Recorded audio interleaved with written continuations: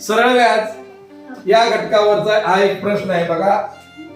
The सा the से 12.5 दराने, 12.5 म्हणजे त्या ठिकाणी 12.1/2 दराने 6,000 रुपयाचे व्याज 3,750 रुपये होण्यासाठी किती कालावधी लागेल? कालावधी काढायचा आहे. इथं दिलेलं आहे 4 वर्ष पर्याय क्रमांक 1, पर्याय क्रमांक 2 3 वर्ष, पर्याय क्रमांक 3 6 वर्ष आणि पर्याय क्रमांक 4 5 वर्ष. मग आपल्याला कालावधी काढायचा आहे. कालावधी काढायचं सूत्र म्हणजे क बरोबर स गुणिले 100 भागिले म गुणिले द. आता या उदाहरणामध्ये काय काय आपल्याला या सूत्रासाठी लागणार स दिलेलं आहे का? यात आहे स म्हणजे सरळ व्याज. स बरोबर 3,750. म दिले का? दिलेला आहे. मुद्दल आहे 6,000 रुपये. म बरोबर 6,000 रुपये.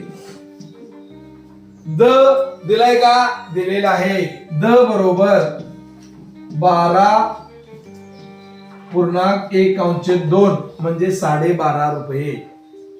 दर किती आहे? 12.5 रुपये. मग आता हे सगळं दिलेलं असताना आपल्याला यात घालायचं आहे सूत्रात.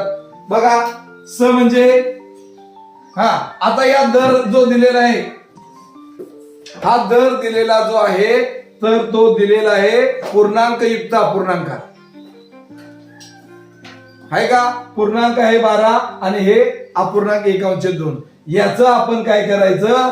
अंशाधिक अपूर्णांकात रूपांतर करून घ्यायचं. म्हणजे काय करायचं? अंशाधिक अपूर्णांकात रूपांतर करताना 2 गुणिले 12, 12 दोन्ही 24, 24 आणि 1 25, 25 अंश छेद 2.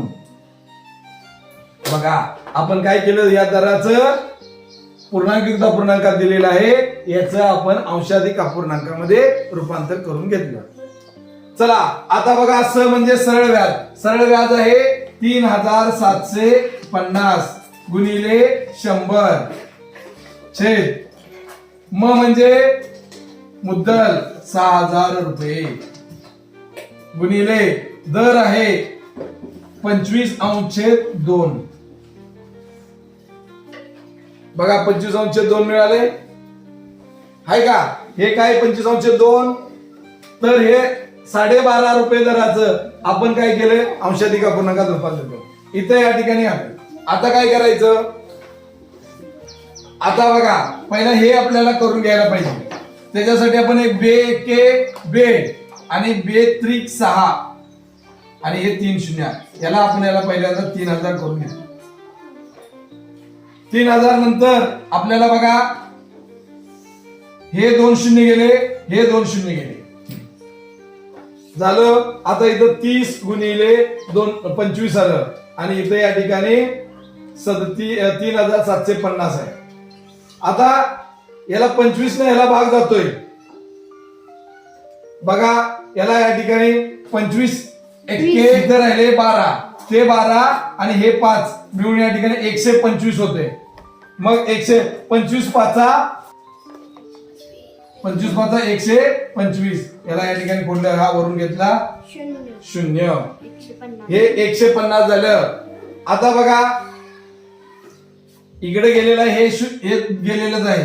इकडे गेलं, सगळे गेलं. इथं राहिले 30 आणि इथं राहिले 150. इथं राहिले 30, इथं राहिले 150. यातला 30 मधला हा शून्य गेला, हा शून्य गेला. 3 एके 3, 3 पाचे 15, 3 पाचे 15. इथं राहिलं 5. म्हणजे काळ जो आहे तर तो 5 वर्ष आहे. काळ किती आला? 5 वर्ष. म्हणजे पर्याय क्रमांक 4 हे त्याचं उत्तर आहे.